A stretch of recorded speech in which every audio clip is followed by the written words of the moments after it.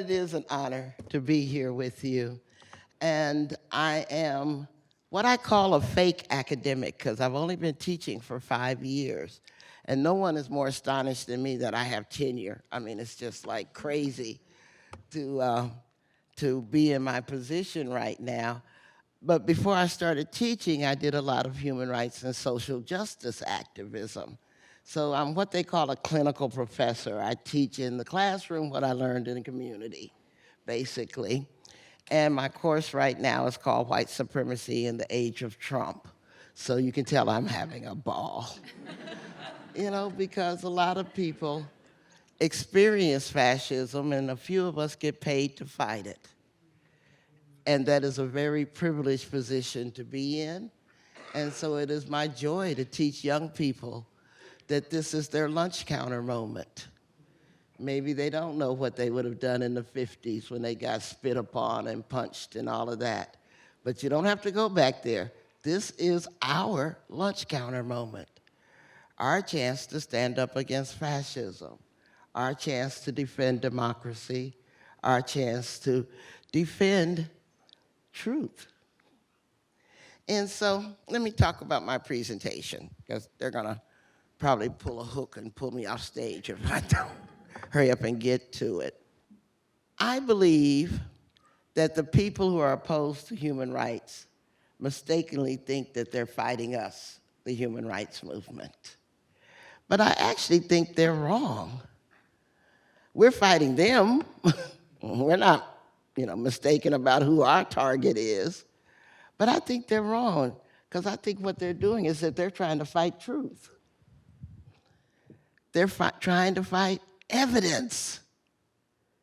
They're trying to fight history, with the attacks on CRT and all of that. But most of all, they're trying to fight time. As if a bunch of angry, aggrieved white men could just roll us back to the 19th century on their say-so. They are so overmatched, they don't even know it. And by the way, they're demographically doomed, because their whole plan hinges on convincing a lot of white women to have 18 kids and counting. I don't think that's going to happen. I don't care what restrictions you put on birth control, abortion, and sex education. You will not be able to manipulate enough white women to make The Handmaid's Tale come true.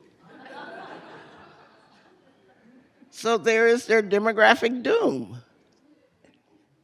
But with truth, time, and evidence and history on our side, my biggest fear is that we will snatch defeat from the jaws of victory with our call-out culture.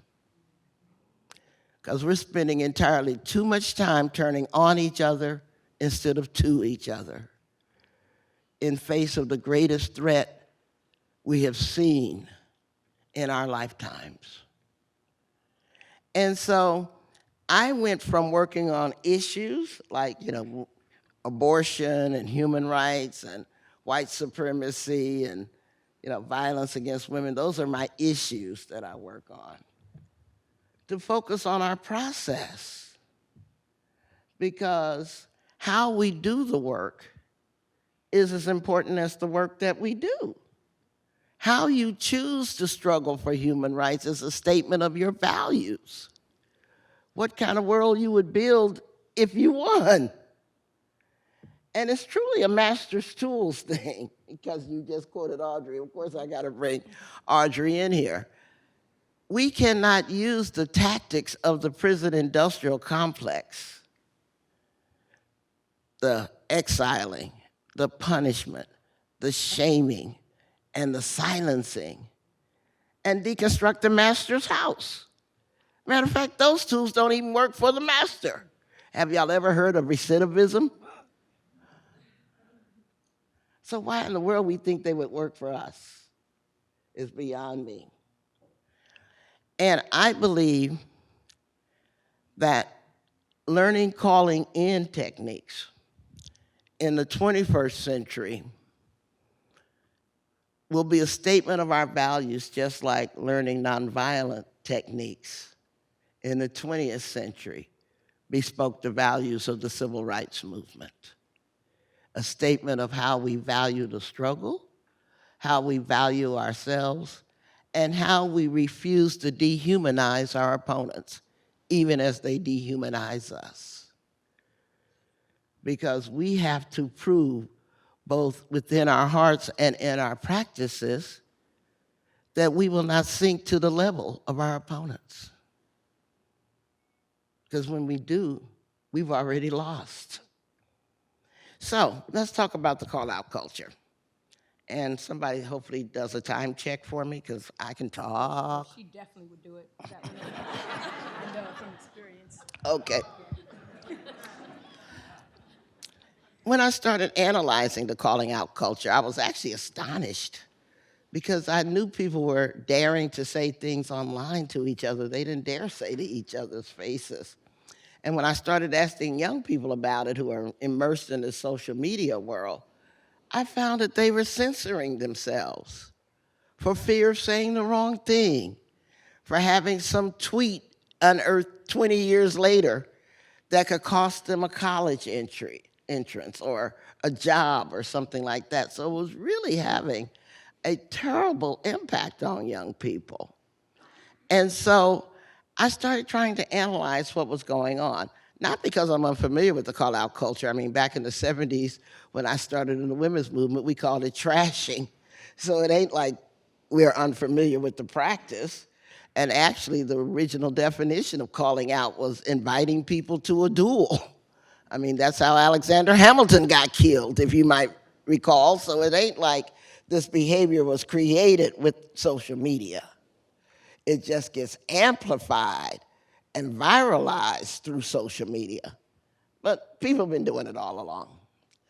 So when I started analyzing it, I created something called the 5C continuum. And it's composed of calling out, canceling, calling in, calling on, and calling it off. And I'll be talking about those each. Calling out, we all know what it is, because it's publicly shaming people for things you think they've done wrong, and you want to hold them accountable, but you're choosing to publicly shame them by doing so. And the word that's working most in that sentence is you're doing it publicly. Because obviously you could privately pull them aside and say, you know, when you use that word, you know, we don't use that word anymore. Or when you misgendered that person, maybe you could walk up to them and ask them what their gender pronouns are. Instead, we'll say, I can't believe you did that, kind of approach. And the minute you have that kind of public shaming response, you've invited them into a fight, not a conversation. Because any human being approached that way is going to respond, either by attacking you, getting defensive, deflecting, denying, doubling down, because that's only human. Anybody trying to public shame me, I'm going to kick their ass. Because that's how we are trained to respond. I'm not going to run to the firing squad and say, just shoot me because I've been wrong. I don't have that kind of martyr complex, and most of us don't. The ultimate call out is canceling somebody, though. Because not only do you want to hold them accountable, but you want to get them real good. So you want them to lose their job, or at least lose their platform or their reputation. And so canceling is the ultimate expression of the prison industrial complex, because you want to invisibilize them. You want to, exile them. You don't ever want them to be heard from again, because you've attached what they've done to the fact that they don't deserve to exist anymore socially. Doesn't really work, though. How many celebrities have you actually seen get canceled? And then there are some politicians like Trump who write a cancellation impulse all the way to the White House, because shamelessness is his currency, besides a whole lot of other narcissistic tendencies. But he certainly has legitimated shamelessness as a political weapon, that has then now infected the whole damn party. The third one is calling in. Calling in is not the opposite of calling out, by the way. People sometimes do it in a binary way. No, because it's also an accountability process. But instead of using anger, blaming, and shaming as your tactic, you're going to choose to use love and respect. Because when you call people in, you don't call people in because of who they are. You call people in because of who you are. You are manifesting how you want to be in relationship with another person and in relationship to the struggle in the world. It's a display of your own integrity, so to speak.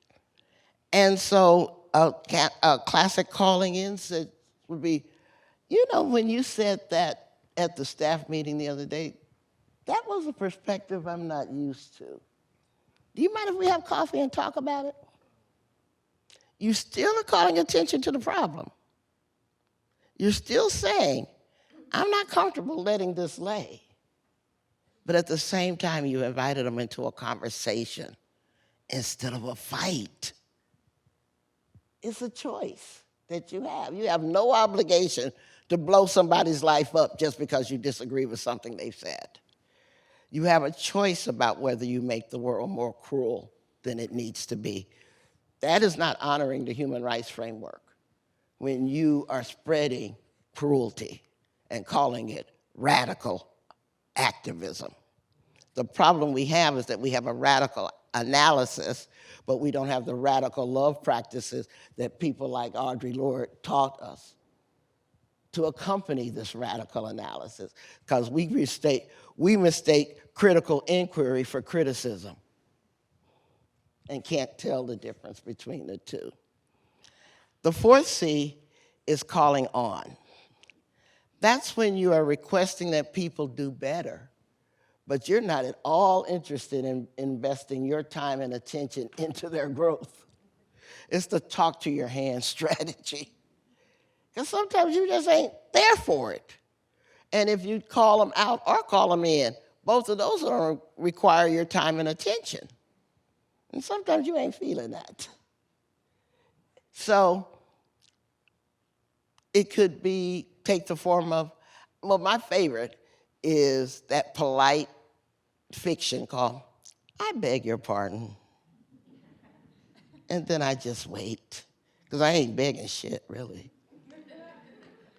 I'm just not giving them the response that they expected or whatever they said out of their mouths. And another one might be, I'm not quite sure what I'm doing to make you think you could say that kind of thing to me. You ain't called them in or out. You just turn the lens on yourself and say, what am I doing to make you think you could give me that sexist, homophobic, transphobic, whatever remark and expect me to agree with you? Whenever you use those kinds of calling on responses, you can see them walking the words back through their own head. And they usually come at you a totally different way because they didn't get the response that they were expecting.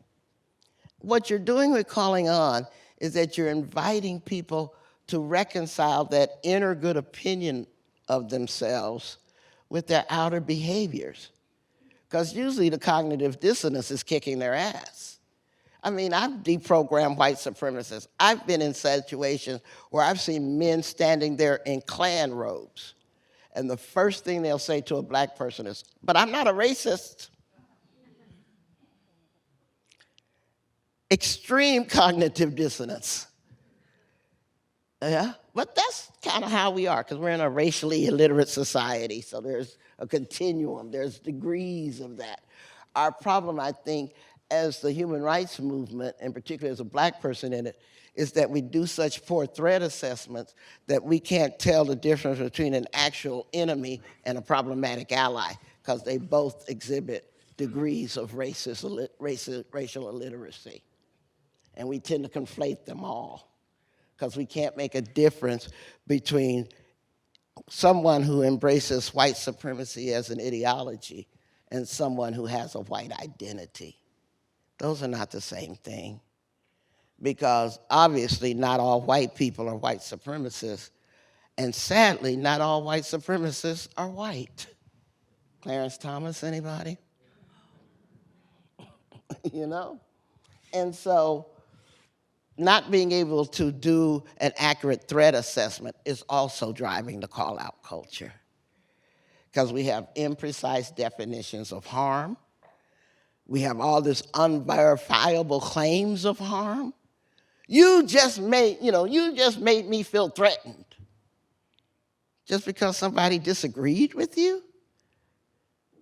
That's not a verifiable claim. And I'm supposed to take it seriously just because you said you've been hurt?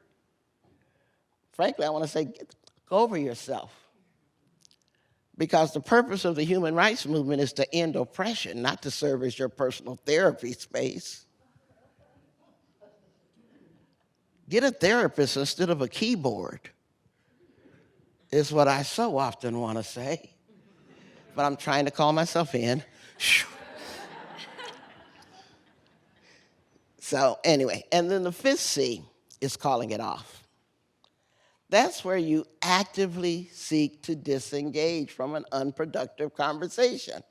When people aren't operating in good faith, when they're choosing to lie, when they're trying to win at all costs, switching sides, gaslighting you, all that other crap. And whether it's in person or online, you have a choice about how much time you're going to invest in an unproductive conversation that's designed to manipulate you. I think we need to do more calling it off, because we mistakenly think that if we continue these protracted, unproductive conversations that we'll eventually change somebody's mind. Which ain't true, because none of us have the power of those magic words. I mean, if we had the magic words of change, couples wouldn't fight. The person you sleep with every night wouldn't fight with you. Yeah, friends wouldn't fight, colleagues wouldn't fight. Nobody's got those magic words.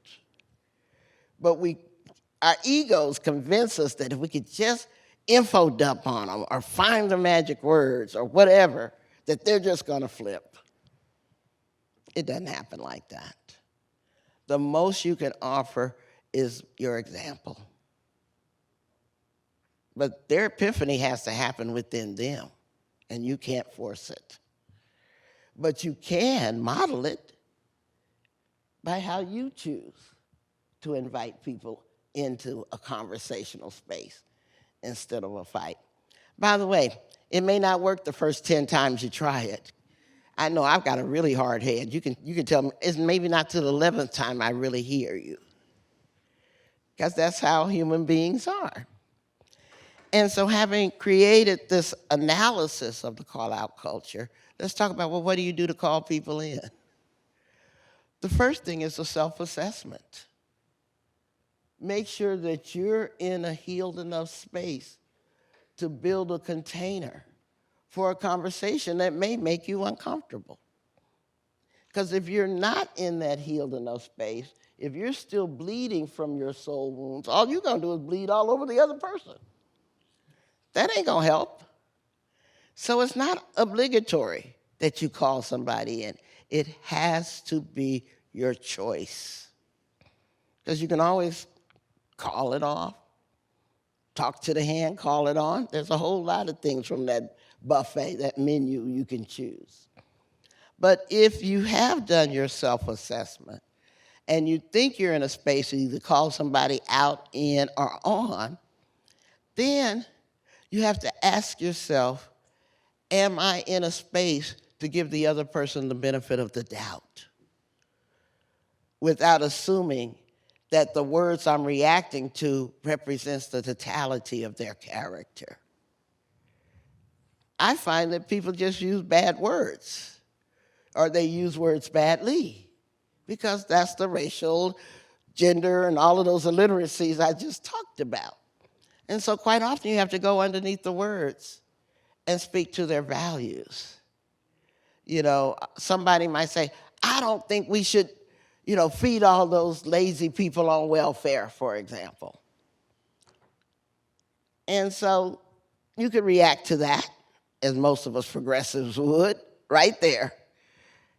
Or we could go underneath their words and say, Okay, maybe we shouldn't feed people on welfare. But what do you think we should do about hungry children? Because they're not even old enough to work yet, you know? Or I'll just say, maybe you believe in feeding hungry children, and as a human rights activist, I want to know why they're hungry in the first place. We're working on the same issue, but in different ways.